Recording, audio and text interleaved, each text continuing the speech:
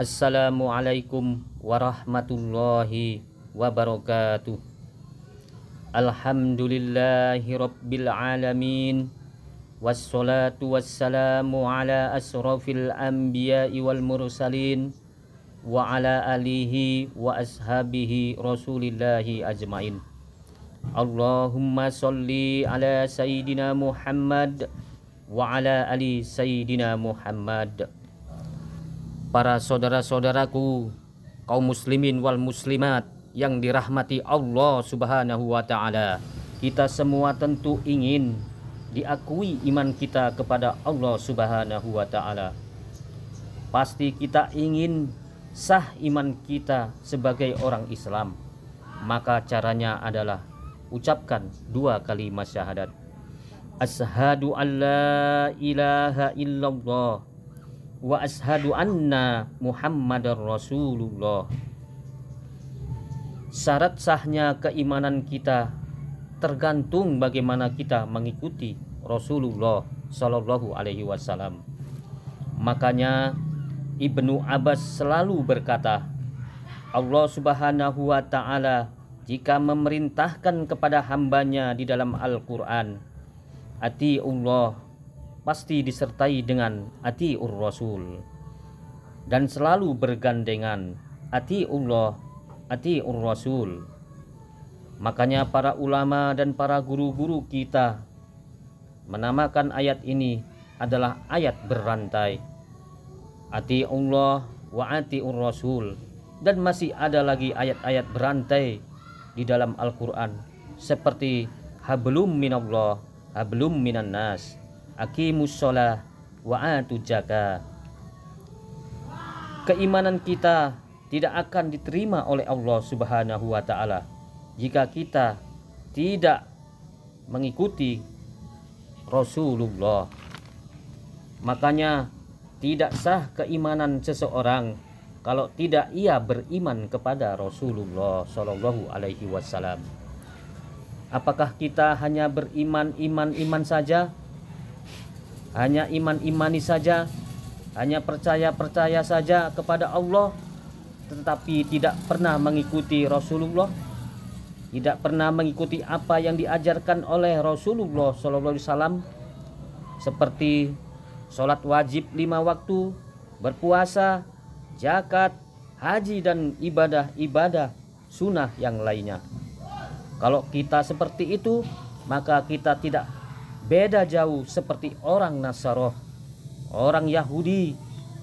Karena orang Nasrani jika ditanya siapa Tuhannya, mereka akan berkata Allah. Orang Yahudi jika mereka ditanya siapa penciptanya, dia juga akan berkata Allah. Tetapi kenapa keimanan orang Nasrani dan orang Yahudi itu tidak diterima oleh Allah Subhanahu wa taala? Simpel jawabannya, saudara-saudaraku. Karena orang-orang Yahudi dan orang-orang Nasrani tidak mau mengimani Rasulullah sebagai seorang nabi dan rasul Allah Subhanahu wa ta'ala.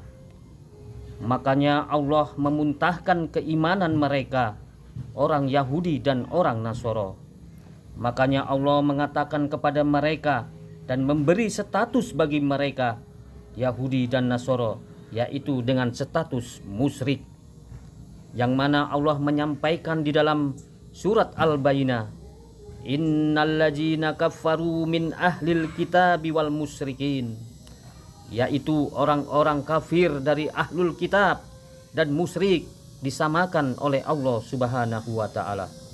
Itulah sebab dan akibat orang Yahudi dan Nasrani mengaku beriman kepada Allah tetapi tidak mau mengikuti Rasulullah, sehingga keimanan mereka dimuntahkan oleh Allah Subhanahu wa taala.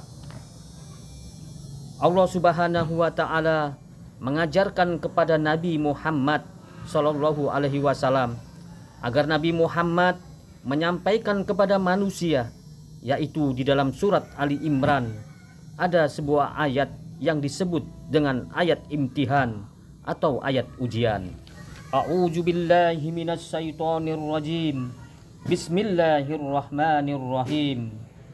Qul in kuntum tuhibbunallah Katakanlah, jika kamu mencintai Allah, fattabi'uni, ikutilah aku menunjukkan kepada diri Nabi Muhammad.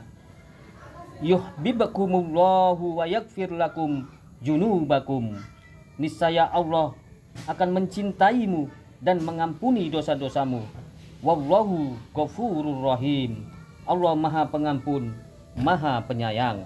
Para ulama terdahulu mengatakan, kenapa ayat ini dinamakan ayat ujian?